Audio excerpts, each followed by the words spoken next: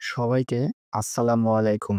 আজ আমি আপনাদের জন্য নিয়ে এসেছি আরেকটি ভয়াবহ ও রোমাঞ্চকর হরর সিনেমার গল্প।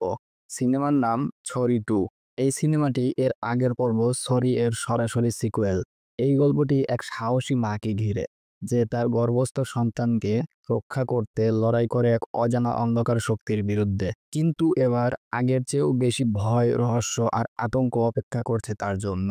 তো বন্ধুরা, গল্পে যাওয়ার আগে বলি, এই ভিডিওটি আমার চ্যানেলের দ্বিতীয় কন্টেন্ট। আপনাদের লাইক, কমেন্ট আর সাবস্ক্রিপশনই আমাকে আরও ভালো ভিডিও বানাতে অনুপ্রাণিত করবে। তাই অনুরোধ করব, ভিডিও ভালো লাগলে লাইক দিন, কমেন্ট করুন আর চ্যানেলটি সাবস্ক্রাইব করতে ভুলবেন না। চলুন শুরু করি আজকের গল্প ছড়ি 2। সিনেমা শুরু হয় এক কালো নিস্তব্ধ অন্ধকার রাতে। একটা ছোট্ট মেয়ে হাতে হারিকেন নিয়ে আতঙ্কিত মুখে ছুটে চলেছে এক ভৌতিক ক্ষেতের ভিতর দিয়ে। হ্যাঁ, ঠিক ধরেছেন আপনারা, এটাই সেই ভয়াল ক্ষেত যেটা আমরা দেখেছিলাম ছড়ি পার্ট 1-এ। মেয়েটি তার মাকে খুঁজছে, তার কণ্ঠে ভয়ের সুর। তখনই হঠাৎ করে চারপাশে ভেসে আসে কিছু মেয়ের কণ্ঠ, মা ডাকছে, মা ডাকছে। সে তাকিয়ে দেখে কয়েকটা ছোট ছোট মেয়ের ঝলক, যারা তাকে ইশারা করছে। ভয়ে কাঁপতে কাঁপতে মেয়েটি তাদের পেছন পেছন হাঁটতে হাঁটতে এসে পৌঁছায় এক পুরনো কুয়োর পাশে। তার কিছু বুঝে ওঠার আগেই একটা ভারী শিকল আচমকা তার পায়ে জড়িয়ে যায়, আর কুয়োর পাশে থাকা একটি ধাতব গেট খোলে। কেউ বা কিছু তাকে ভেতরে টেনে নেয়। পরক্ষণে বাতাস ভারী হয়ে আসে তার আর্তনাদ, আর তারপর একটা ভয়ঙ্কর ছায়া ধীরে ধীরে সামনে এগিয়ে আসে, কালো, অস্পষ্ট কিন্তু নিঃসন্দেহে ভয়াল। সম্ভবত এটাই সেই অতিপ্রাকৃত সত্তা যে তাকে কুয়োর ভেতরে টেনে নিয়েছিল। এরপর গল্প সোজা চলে আসে সাক্ষীর কাছে। সে এখন শহরে থাকে, আগের সব ভয়াবহ স্মৃতি মুছে ফেলে এক শান্ত স্বাভাবিক জীবনের চেষ্টা করছে। সাক্ষী এখন একটি স্কুলে শিক্ষকতা করে। তার চোখে মুখে এক মায়ের প্রশান্তি, কিন্তু চোখের কোণে এখনো লুকিয়ে আছে সেই পুরনো ভয় আর আতঙ্কের ছায়া। শেষ সিনেমায় আমরা দেখেছিলাম সে গর্ভবতী ছিল এবং সে এক আদুরে ছোট মেয়ের মা। ঈশানীর বয়স 7 বছর। গল্পটা এখান থেকে 7 বছর পর এগিয়ে এসেছে। এই মুহূর্তে দেখা যায় সাক্ষী তার ক্লাসে দাঁড়িয়ে পড়াচ্ছে ক্যাবম্যান সম্পর্কে, যারা একসময় গুহায় বাস করত, একা থাকতো, আর পরবর্তীতে কিভাবে তারা একত্রে বসবাস করতে শিখলো, গোষ্ঠী গঠন করলো।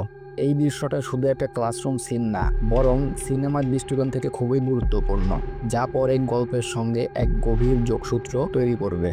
এরপর দেখা যায় সাক্ষী স্কুলের প্রিন্সিপালের সঙ্গে কথা বলছে। সাক্ষী অনুরোধ করে ঈশানীর মেডিকেল কন্ডিশনের জন্য তাকে হোম ক্লাসের অনুমতি দেওয়া হয়, কারণ তার মেয়ে স্কুলে যেতে পারে না। কিন্তু প্রিন্সিপাল স্পষ্ট জানিয়ে দেয়, এটা হলে অন্যরাও এই সুযোগ চাইবে, তাই সম্ভব নয়। এরপরই আমরা দেখি ছোট্ট ঈশানীকে, 7 বছর বয়সী কিন্তু খুবই সংবেদনশীল একটা মেয়ে। তার পাশে আছে পূর্বের সিনেমার রানী, যে এখন সাক্ষীর সাথেই থেকে ঈশানীর যত্ন নেয়। ঈশানীর বিশেষ সমস্যা হলো সূর্যের আলো তার ত্বকে লাগলে জ্বালা করে পুড়ে যায়, তাই ঈশানীকে সবসময় রোদ থেকে দূরে রাখা হয়। এই কঠিন সত্যটা মেয়ের মনে সহজভাবে গেঁথে দিতে সাক্ষী তাকে বুঝিয়ে বলে, তুমি আলাদা, তুমি রাত্রির মতো সুন্দর, তাই তোমার নাম রাত্রি রেখেছি। ঈশানী তখন নিজের এই ভিন্নতাকে গর্ব ভাবতে থাকে। এই নিয়মের আড়ালে জমে আছে ভয়ঙ্কর এক অজানা অন্ধকার। এদিকে যেহেতু প্রিন্সিপাল হোম ক্লাসের অনুমতি দেয়নি, তাই সাক্ষী বাধ্য হয়ে ঈশানীকে পুরো শরীর ঢেকে স্কুলে নিয়ে আসে, আর এতে প্রিন্সিপাল খুব খুশি হয়। এরপর দেখা যায় সামারকে, সেই পুলিশ ইন্সপেক্টর যে 7 বছর আগে রাজবীরের গ্রামে পুলিশ ছিল। তখন এই সাক্ষী আর রানী গিয়ে খুনের কথা স্বীকার করেছিল, কিন্তু যখন সমর রাজবীরের বাড়িতে গিয়ে সব খতিয়ে দেখে, সে কিছুই পায় না, না কোনো লাশ, না কোনো প্রমাণ।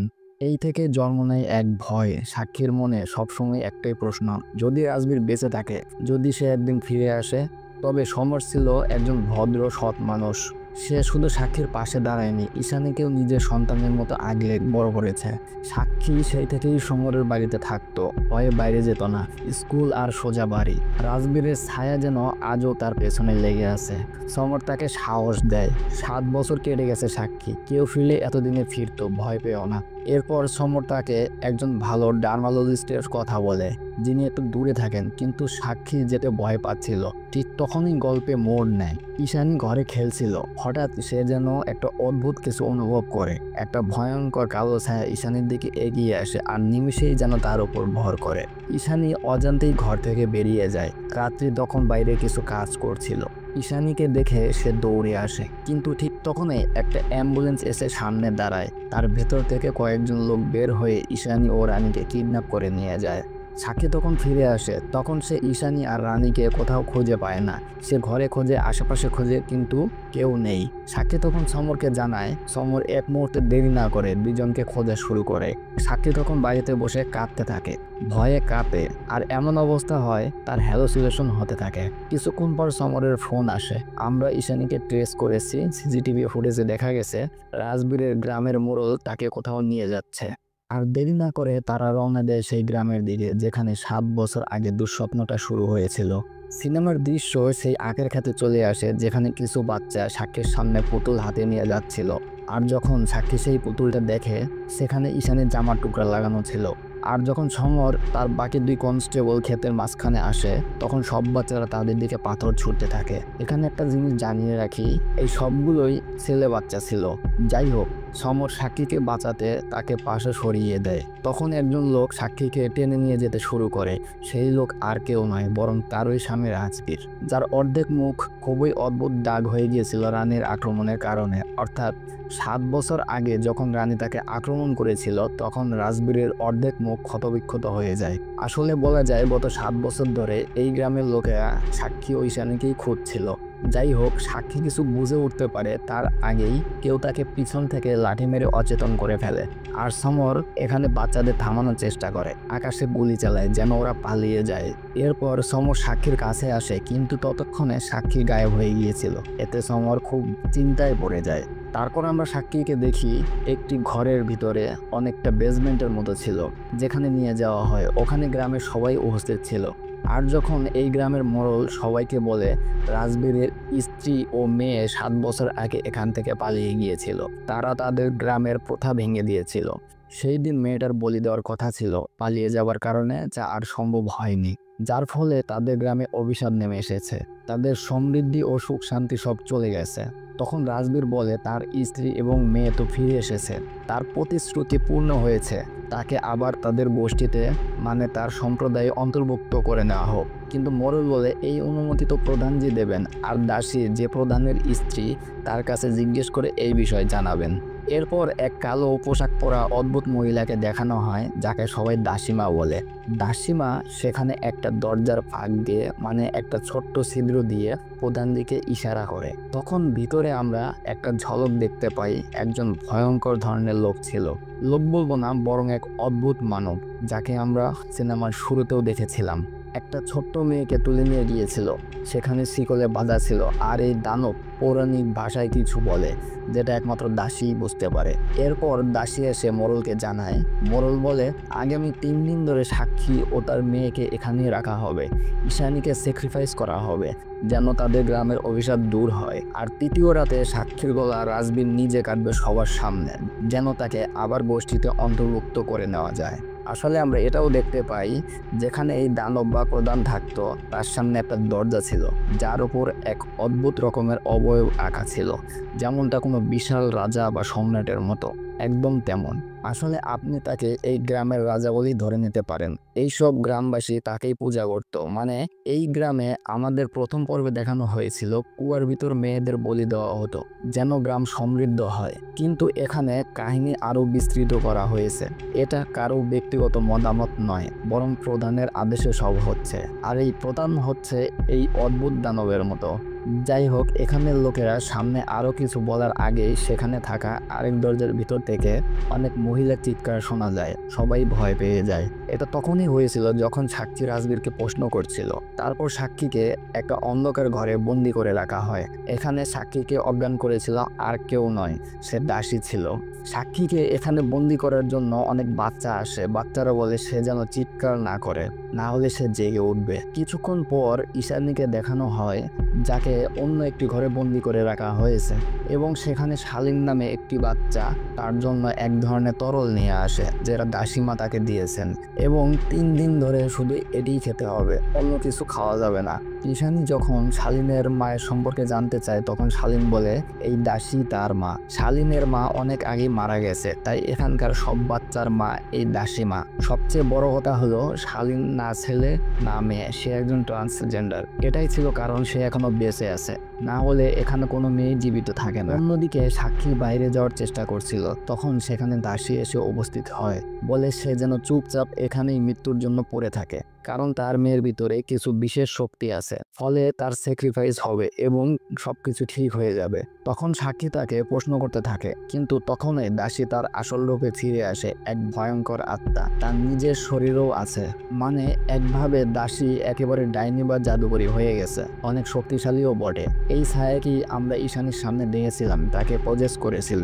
এরপর আমরা রাজবীর এবং মোরলকে দেখি, যেখানে রাজবীর বলে সে তার বাবা মায়ের মৃত্যুর প্রতিশোধ নিতে চায়, আজই সাক্ষীকে শেষ করে দিত, কিন্তু ওই মহিলাদের চিৎকারই তাকে থামিয়ে দিয়েছে। এতে মোরল বলে চিৎকার এখনও শোনা যাচ্ছে, শীঘ্রই সেটাও থেমে যাবে। আমরা বুঝতে পারি সেই মহিলারা হয়তো বেঁচে নেই, কিন্তু ব্যাপারটা এর থেকেও ভয়ঙ্কর কিছু।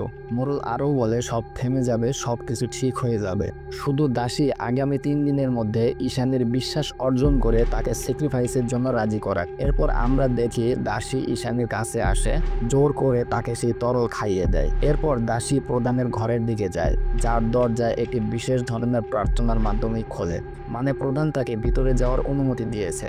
দাসী ভিতরে ঢুকে মাথা নিচু করে হাঁটতে থাকে, হয়তো ভয় ছিল কিংবা শ্রদ্ধা অথবা দুটোর মিশ্রণ। দাসী প্রধানকে বলে ঈশানী তরল খেয়ে নিয়েছে এবং সে অন্যদের থেকে আলাদা, শক্তিশালী, তাই সে মরবে না।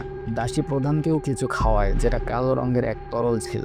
আমরা এখানে প্রধানের এক ঝলক দেখি, যার শরীরটা বেশ ভিন্ন রকম, পচে যাওয়া অবস্থার মতো। তবে একটা জিনিস ছিল, তার উচ্চতা অনেক বড় ছিল, মনে হচ্ছিল সে যেন কোনো প্রাচীন দৈত্য। ইতিমধ্যেই আমরা দেখি সাক্ষী সেই ঘরের মধ্যে বন্দি। সেখানে একটা দ্বিতীয় দরজাও ছিল, যার পেছন থেকে সেই ঈশানীর আওয়াজ শুনতে পায়। সেখানে সাক্ষী একটা বড় টর্চ নিয়ে যায়, যেটা কোনো সুড়ঙ্গর মতো জায়গা ছিল, এক ধরনের টানেল। অর্থাৎ যে কুয়োটা ছিল তার মধ্যেই এই লোকেরা অনেক ধরনের বসবাসের জায়গা বানিয়েছে। প্রথম পর্বে বলা হয়েছিল এই গ্রামে কেবল 5টি ঘর আছে, কিন্তু সেগুলো উপরের স্তরে, নিচে তো অনেক লোকজন বসবাস করছে। সাক্ষী সামনে এগোতে থাকে, সামনে ঈশানীর আওয়াজ পায়, কিন্তু বারবার পথ হারিয়ে ফেলে।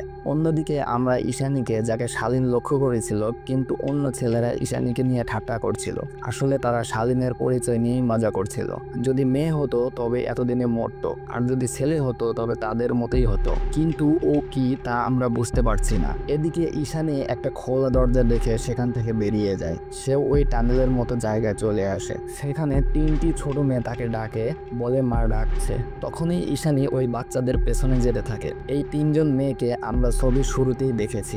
এরপর সাক্ষী ঈশানীকে খুঁজে পায়, তাকে জড়িয়ে ধরতে যায়, কারণ তার উপর রোদের আলো আসছিল, কিন্তু সে ঈশানী ছিল না, বরং সেই 3 মেয়ের আত্মাদের একজন, যেটা দেখে সাক্ষী ভয় পেয়ে যায়। তারপর আবার ঈশানীকে দেখি, সেই 3 মেয়ের পেছনে পেছনে যাচ্ছিল, একটা দরজার কাছে পৌঁছায়, যেটা তাকে বাইরে নিয়ে যেতে পারত, কিন্তু ঈশানী বাইরে যেতে চায় না, কারণ সাক্ষী কখনো রোদের আলোতে যেতে দিত না, যার ফলে তার ত্বক পড়তে শুরু করে। তখন সাক্ষীর কাছে থাকা ঈশানীর পুতুলটা জ্বলতে শুরু করে, যার মানে সেই পুতুলগুলোর মধ্যে তাদের আত্মা বা কোনো এক ধরনের অস্তিত্ব ছিল, যা ইঙ্গিত করছিল ঈশানী পুড়ে যাচ্ছে রোদের আলোতে। এদিকে দাসীমা ঈশানীর ঘরে আসে, তাকে না পেয়ে আতঙ্কিত হয়ে পড়ে। তখনই তার কালো ছায়া তার দেহ থেকে আলাদা হয়ে পড়ে, সেটা ঈশানীকে খুঁজতে বেরিয়ে পড়ে। সে দেখে ঈশানী বাইরে বেরিয়ে এসেছে। এইসব ঘর, রাস্তা সবই আসলে কুয়োর ভিতরে তৈরি। ঈশানী কুয়োর ভিতরে আসার পথে ছিল, কিন্তু সেখানেই সে অজ্ঞান হয়ে পড়ে। দাসীর সেই ছায়া তার দেহে ফিরে আসে, সে সরাসরি ঈশানীকে নিতে চলে আসে, কিন্তু তখন আমরা লক্ষ্য করি যে দাসীর ত্বকও পড়ে গিয়েছে। তার মানে ঈশানীর মতো তারও ওই একই সমস্যা ছিল। কিন্তু দাসী তো সাক্ষীকে বলেছিল এটা কোনো অসুখ না, বরং এক ধরনের বিশেষত্ব, এক ধরনের শক্তি। যাই হোক, আমরা দেখি সাক্ষীকে সেই মহিলাদের আর বাচ্চাদের কণ্ঠস্বর শুনতে পায়। সে একটা অন্ধকার কোণার দিকে এগিয়ে যায়। তারপর দেখি দাসীকে। সে এখন ঈশানী ও নিজের চিকিৎসা করছে, ক্ষত স্থানে মলম লাগাচ্ছে। ঠিক তখনই মোড়ল চলে আসে। সে বলে, এই মেয়ে বেঁচে যাবে তো, কারণ এর আগেও 3টি মেয়ে মরেছে যাদের প্রধানের চিকিৎসার জন্য ডাকা হয়েছিল, কিন্তু দাসীর হাতেই তারা 3জন মারা গিয়েছে। দাসী বলে, তার মধ্যে শক্তি আছে, সেই গ্রামের আসল রক্ত, যার মাধ্যমে প্রধানকে ভালো করে তোলা যাবে। মানে আমরা বুঝতে পারি যে প্রধান দুর্বল হয়ে পড়েছে, তাকে শক্তিশালী করার জন্য এমন একটা বিশেষ মেয়ের দরকার ছিল যে এই গ্রামের রক্ত দ্বারা বহন করে। সে আর কেউ নয়, ঈশানী নিজে। মোড়ল বলে, প্রধান অসুস্থ, আর তখন থেকেই এই গ্রামের খরা চলছে, আর যদি সে রেগে যায় তবে পুরো গ্রাম ভস্ম হয়ে যাবে। তখন দাসী বলে, এমন কিছু হবে না, আমি ঈশানীর বলিদানে প্রধানকে সুস্থ করে তুলব। কিন্তু মোড়ল বলে, তার কালো ছায়া ঈশানীর উপর ভর করে যাচ্ছে, মানে সেই ভয়ঙ্কর রূপ।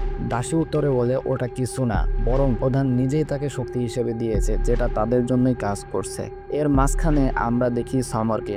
সে একটা ক্ষেতের মধ্যে ঢুকে পড়ে সেই কুয়ার কাছে পৌঁছে যায় এবং সেই কুয়ার ভিতরে নেমে যায়, যেখানে একটা টানেল খুঁজে পায়। তখন সমর বুঝে যায় এখানে তার অনেক সময় লেগে যাবে। আসলে সমর তার কনস্টেবলকে পাঠিয়েছিল যেন সে শহর থেকে সাহায্য নিয়ে আসতে পারে। এটাও বলেছিল, যদি কাল সন্ধ্যা পর্যন্ত আমি ফিরে না আসি বা আমার কোনো খবর না পাও, তবে পুলিশ ফোর্স নিয়ে এখানে চলে এসো।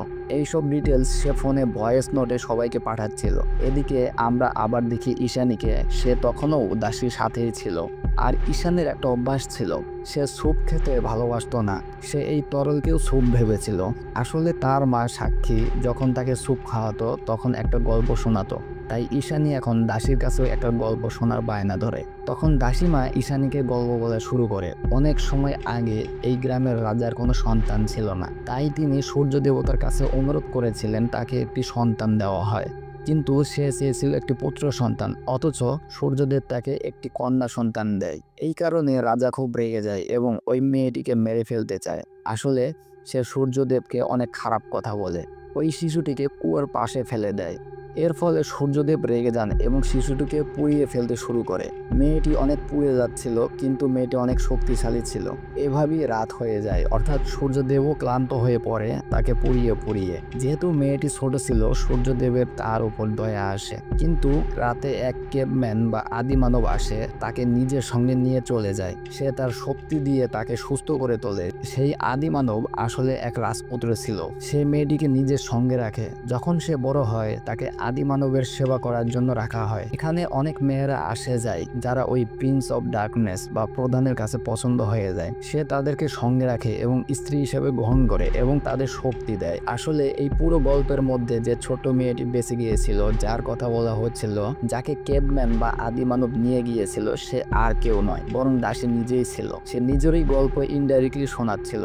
দাসী বলছিল, আজকাল প্রধান অসুস্থ, ঈশানীকে পাঠানো হবে প্রধানের সেবা করার জন্য। যদি প্রধান ঈশানীকে পছন্দ করে তাহলে তাকে শক্তি দেবে। এখানে কি ধরনের সেবা হবে তা আমরা বলতে পারি না, কারণ এখানে অনেক বিকৃত ঘটনা ঘটছিল। এখন ঈশানী চায় তার জন্য পাখির পাখনা অর্থাৎ উইংস। তারপর দাসীমা বলেছিল, হ্যাঁ, যদি সে প্রধানকে পছন্দ করে তাহলে তাকে পাখনা বা উইংস দেবে। এই কথা শুনে ঈশানী অনেক খুশি হয়ে যায়। কিন্তু কিছু সময় পর ঈশানীর পেটে ব্যথা শুরু হয়। ঠিক এই সময় সাক্ষীকে দেখানো হয়। সে ঘুরতে ঘুরতে একটি ঘরে চলে যায়। সেখানে সাক্ষী অনেক মহিলার আত্মা দেখতে পায়, যাদের ওই ঘরের মধ্যে এনে হত্যা করা হয়েছিল। এসব দৃশ্য আমাদেরও দেখানো হয়। শুধু তাই নয়, তাদের মেয়েদেরও বিভিন্নভাবে ব্যবহার করে শেষ করা হয়েছিল। এসব মহিলাদের আত্মা ওই ঘরের মধ্যে বন্দী হয়ে আছে। তারা কেবল কাঁদে, কষ্ট পায়, আগুনে পুড়ে যায়, প্রতিদিন মারা যায়, কিন্তু মুক্তি পায় না, অর্থাৎ তারা মুক্তি চায়। এখানে সাক্ষী রানীকেও দেখতে পায়, যে ভয়ে এদিক ওদিক পালাচ্ছিল, লুকিয়েছিল।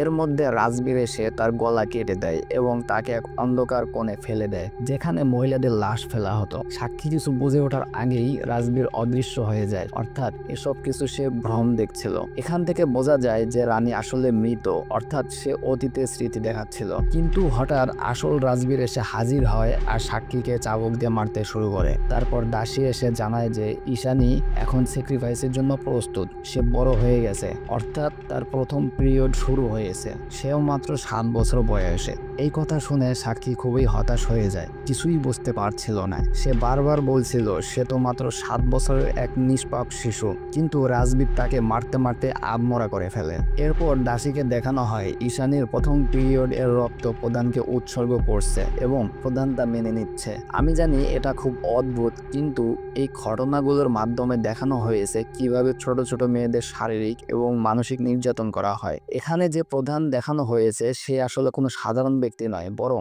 ডার্কনেসের রাজপুত্র বা ডেমন। বাস্তব জীবনে এরূপ লোকেদের প্রতীক হিসেবে তুলে ধরা হয়েছে যারা ছোট মেয়েদের সঙ্গে এমন আচরণ করে। এদিকে মোরল সবাইকে জানায় আজ তৃতীয় রাত, আর আজ রাতেই পুরো রিচুয়াল সম্পন্ন হবে এবং সবকিছু ঠিক হয়ে যাবে। আমরা দেখি সাক্ষী জ্ঞান ফিরে পায় এবং কুয়োর কাছে চলে আসে, নিচে পড়ে যায়। আসলে এটি কুয়োর উপরের স্তর ছিল। সাক্ষী সেই জমাট রাসায়নিক স্তরে পড়ে ধীরে ধীরে পানির নিচে ডুবে যেতে থাকে। সেখানে দেখা যায় পানির নিচে অনেক মহিলার লাশ, যাদের আত্মা সাক্ষীকে ঘিরে ধরে। এরপর সাক্ষী পানির উপরে উঠে আসে আর সব আত্মা রানী সহ একসাথে তার মাথায় হাত রাখে। ফলে সাক্ষী কষ্টে ছটফট করতে থাকে। আসলে তাদের একমাত্র আশা এখন সাক্ষী। এদিকে মোরল ও রাজবীরকে দেখা যায়। মোরল রাজবীরকে বলে যেভাবেই হোক সাক্ষীকে চাই, তার গলা সবার সামনে কাটবে যেন সবাই একটা শিক্ষা পায়। এখানে কোনো মহিলা কখনো প্রথা ভাঙতে পারবে না। আসলে মোরলের পরিকল্পনা ছিল সবার সামনে সাক্ষীকে হত্যা করার, যেন সব মহিলার মনে ভয় ঢুকে যায়, তারা কোনোভাবে পুরুষদের বা প্রথার বিরুদ্ধে যেতে না পারে। কিন্তু রাজবীর ইতিমধ্যেই রাগের মাথায় সাক্ষীকে আধমরা করে রেখেছিল। মোরল তাকে বলে যেভাবেই হোক সাক্ষীকে জীবিত বা মৃত অবস্থায় এখানে নিয়ে আসতে হবে। এই কথা শালীন শুনে ফেলে। সে সাক্ষীর কাছে যাচ্ছিল, কিন্তু পথে সমর তাকে জিজ্ঞেস করে। তখন শালীন বলে দেয় প্রধান আসলে একজন প্রাচীন মানুষ, এই গ্রামের লোকেরা তার বংশধর। সে সূর্যের আলোতে যেতে পারে না, তাই তাকে প্রিন্স অফ ডার্কনেস বলা হয়। সে এখন অসুস্থ, যার জন্য ঈশানীকে স্যাক্রিফাইস করা হবে, অর্থাৎ তার সাথে বিবাহ হবে। যদি ঈশানী বেঁচে যায় তাহলে সে পরবর্তী দাসী হবে। তবে এখন পর্যন্ত কোনো মেয়ে বাঁচতে পারেনি। এর আগে 3টি মেয়ে এসেছিল, কিন্তু তারা জীবিত ফিরে আসেনি। এর মানে যে 3টি মেয়ের আত্মা আমরা শুরু থেকে দেখছিলাম, তারা সেই মেয়েগুলো ছিল যাদের প্রধানের সামনে বলিদান দেওয়া হয়েছিল। তাদের সাথেও একইভাবে জোরপূর্বক এই কাজ করা হয়েছিল। তাদেরও রোদে বাইরে যাওয়ার ক্ষমতা ছিল না, তাদেরও একই ধরনের ত্বকের সমস্যা ছিল। কিন্তু এখানে সবাই মনে করছিল ঈশানী বিশেষ কেউ, কারণ তার মধ্যে এই গ্রামের রক্ত ছিল। তারপর সমর তাকে সাক্ষীর কাছে নিয়ে যাওয়ার জন্য বলে, তখন সমরকে শালীন সাথে নিয়ে এগিয়ে যায়। এদিকে ঈশানীকে বউয়ের মতো সাজানো হয়, তাকে গোসল করানো হয়। এর মধ্যে বারবার সে 3টি মেয়ের আত্মা তার কাছে দেখা দেয়, যারা আগে বলিদান দিতে গিয়ে প্রাণ হারিয়েছিল। এখানে একটি বড় উৎসব শুরু হয়, সবাই নাচ গান করছে এবং সবাই প্রধানের হলের দিকে চলে আসে, যেখানে একটি রিচুয়াল সম্পন্ন হতে থাকে। সবাই তখন তাক তাক বলে হাতে ক্রস করে, ঠিক যেমনটা অন্ধকার বজায় রাখো বলে, ঠিক তেমনি। অন্যদিকে রাজবীর সাক্ষীকে নিতে যায়। সে তাকে কুয়োর সিঁড়িতে দেখতে পায়। সাক্ষীকে বাঁধতে যায়, কিন্তু সাক্ষী রাজবীরকে থামিয়ে উল্টো তাকেই মারধর করতে থাকে, কারণ সাক্ষীর মধ্যে অন্যান্য মায়েদের আত্মাশক্তি দিয়ে সাহায্য করেছে। সাক্ষী তাকে মারধর করে এবং ঝুলিয়ে মেরে ফেলে। এরপর আমরা দেখি সাক্ষীর মধ্যে অনেক মায়েদের আত্মা এসে মিলিত হয়েছিল। সাক্ষী বাইরে আসে, যেখানে সমর তাকে দেখতে পায়। এদিকে সমরের আসার খবর পেয়ে মোরল ও অন্যান্য লোকেরা সেখানেও চলে আসে, কারণ সবাই জানতে পেরেছে পুলিশ চলে এসেছে। তারপর সাক্ষী ঈশানীর কাছে পৌঁছানোর পর সমর তাদের সাথে লড়তে থাকে, কারণ শালীন পিছনের পথ জানতো। এখন সাক্ষী প্রধানের জায়গায় পৌঁছায়, যেখানে প্রধান তাকে তার রুমে নিয়ে যায়। পিছনের দাসী সাক্ষীকে আটকানোর জন্য কালো ছায়াকে পাঠায়। সাক্ষী বলে সে তাকে ভয় পায় না, সামনে এগিয়ে যায়। তখন দাসী তাকে আক্রমণ করে, কিন্তু সব আত্মা সেখানেই দাসীকে প্রতিরোধ করতে থাকে। সাক্ষী বলে তুমি একজন দাসী, তোমার কোনো সম্মান নেই। অর্থাৎ দাসী আসলে একটি সেবিকা, যার এখানে কোনো সম্মান নেই। আসলে আমরা দেখতে পাই প্রধান তাকে অনেকবারই লাথি মারত এবং এখন তার উপর বিরক্ত হয়ে পড়েছে। আমরা দেখি যে সাক্ষী দাসীকে টান দিয়ে দূরে ফেলে দেয়, অর্থাৎ তার শক্তি এখন বেড়ে গেছে। তারপর সে প্রধানের রুমের দরজা খুলতে শুরু করে। তখন দাসী বলে এই দরজা খুলতে অনেক শক্তির প্রয়োজন, তোমার মধ্যে এত শক্তি নেই। কিন্তু তখন সব আত্মারা মিলিত হয়ে সাক্ষীকে সাহায্য করে, যার ফলে দরজা খুলে যায়। এরপর সাক্ষী ঘরের ভিতরে ঢুকে ঈশানীকে উদ্ধার করে, যাকে একটি বাক্সে বন্দি করা হয়েছিল। কিন্তু প্রধান তার আসল রূপ ধারণ করে তাকে ভয় দেখাচ্ছে এবং ঈশানীর জীবন শক্তি গ্রহণ করতে থাকে, অর্থাৎ তার জীবন শক্তি। সম্ভবত এটিই ছিল সেই কারণ যার মাধ্যমে সে নিজেকে ঠিক করতে পারে। এখানে সাক্ষী কিছুই করতে পারছিল না, কিন্তু তখন দাসীর কালো ছায়া প্রধানকে আক্রমণ করে, প্রধানকে দুর্বল করে ফেলে। আমরা দেখতে পাই যে তার বিশাল দেহ ছোট হয়ে গেছে, অর্থাৎ তার শক্তি কমে গেছে, বলা যায় সে দুর্বল হয়ে গেছে, যার ফলে ঈশানী বেঁচে যায়। ঠিক তখন সামরের পুলিশের দল আসে এবং মোড়লকে গ্রেপ্তার করে। সত্যি বলতে সে মোড়লকে প্রচুর মারধর করে। এখন সাক্ষীর কাছে দাসী আসে, বলে আমি আর কোনো শিশুকে দাসী হতে দেব না, অর্থাৎ অবশেষে তার বোধ হয়ে গেছে। আসলে শুরুতে আমি আপনাদের একটি দৃশ্য দেখিয়েছিলাম যেখানে সাক্ষী স্কুলে এই প্রাচীন মানুষ সম্পর্কে পড়াচ্ছিল। সেখানে ছিল একটি পরোক্ষ সংকেত যে সাক্ষীর সামনে কি আসতে চলেছে। এখন আপনারা হয়তো বুঝতে পেরেছেন যে বিশেষ মেয়েরা সূর্যের আলোতে যেতে পারত না, তাদের পেছনে কারণ কি ছিল। সূর্যদেব তাদের পোড়াতেন কারণ তিনি চাইতেন না যে কোনো মেয়ের সাথে ভুল কিছু হোক। তবে শেষ পর্যন্ত আমি বিশ্বাস করি এখানে দেখানো হয়েছে পুরনো সময়ে মানুষরা জানতো না যে চিকিৎসা বলে কিছু ছিল, যার কারণে তারা এটা অভিশাপ বা অন্য কিছু মনে করত। যাই হোক, শেষ পর্যন্ত তিনজন কুয়া থেকে বের হয়ে আসে, তবে প্রধান সাক্ষীর পায়ে শিকল বেঁধে তাকে আবার টেনে ধরে। এটা সেই একই দৃশ্য যা আমরা শুরুতে দেখেছিলাম। যাই হোক, সাক্ষী দাসীকে বলে প্রধানকে শেষ করতে হবে, অন্যথায় সে কখনোই থামবে না, এই দানব সবাইকে মেরে ফেলবে। তখন আমরা দেখতে পাই যে কুয়োর ভিতর যা ছিল তা ভেঙে যেতে শুরু করে, প্রধানের দিকে এগিয়ে আসে তাকে শেষ করার জন্য। ফাইনালি শক্তি দেখে মনে হয় এবার সাক্ষী তাকে শেষ করে ফেলবে, কারণ আমরা বুঝতে পারছি যে প্রধান যা ছিল একটি দানব, এখন অনেক দুর্বল হয়ে পড়েছে। তবে সাক্ষী কি প্রধানকে শেষ করতে পারবে? সে কি কালো ছায়াকে শেষ করতে পারবে? এই বিষয়ে এখন পর্যন্ত কিছু দেখানো হয়নি, তবে আমি বিশ্বাস করি সে তাকে শেষ করতে পারবে। যদি কুয়ো শেষও হয়ে যায়, তা কাঠামো ভেঙে পড়ে, তবে সম্ভবত সাক্ষী আত্মাগুলোর সাহায্যে বের হয়ে আসতে পারবে, কারণ এখানে বের হওয়ার অনেক রাস্তা ছিল। আর এখানে ছড়ি 2 মুভি শেষ হয়ে যায়। তো বন্ধুরা, এই ছিল ছড়ি 2 সিনেমার গল্প। আশা করি আপনাদের এক্সপ্লেনেশন ভালো লেগেছে এবং ভালোভাবে বুঝতে পেরেছেন। এখন দেখুন, এই সিনেমাতে কিছু কিছু বিষয় একটু অদ্ভুত টাইপের ছিল। যেমন শুরুতে প্রথম পর্বে আমরা দেখেছিলাম এই গ্রামে ছোট্ট মেয়েদের বলিদান দেওয়া হয়। তাহলে কেন সেটা দেওয়া হয়? হয়তো প্রধান তা করাতো, সবাইকে বলতো, যার ফলে সে গ্রামকে সমৃদ্ধি এবং সুখী করছিল। তবে তার আসল উদ্দেশ্য ছিল অন্য কিছু। সে একটি মেয়ে চাইতো যে একদম দাসীর মতো হবে। কিন্তু ঈশানী বেঁচে থাকার কারণে দাসী তাকে খুঁজে পায়, কারণ তার মধ্যে সেই একই সমস্যা ছিল যা ঈশানীর ছিল, যা থেকে তার মনে হয়েছিল সে একজন উপযুক্ত প্রার্থী হবে। ঈশানীও আসলে হয়েছিল। তবে শেষমেশ দাসী সিদ্ধান্ত নেয় এই গ্রামে আর কোনো দাসী হবে না। এই সিনেমার মাধ্যমে অনেক সামাজিক বার্তা দেওয়ার চেষ্টা করা হয়েছে, যেমন শিশুদের সাথে ভুল কাজ করা হয়, মহিলাদের সাথেও খারাপ কাজ করা হয়, এসব বিষয়ে দেখানোর চেষ্টা করা হয়েছে। একই থিম ছিল প্রথম অংশ, যা এখানে কন্টিনিউ করা হয়েছে। সর্বশেষ আশা করি ভিডিওটি আপনাদের ভালো লেগেছে। যদি ভালো লেগে থাকে তাহলে লাইক দিতে ভুলবেন না, আর চ্যানেলটি সাবস্ক্রাইব করে আমাদের সঙ্গেই থাকুন। আবার দেখা হবে পরবর্তী ভিডিওতে। ততক্ষণ পর্যন্ত ভালো থাকবেন, সুস্থ থাকবেন আর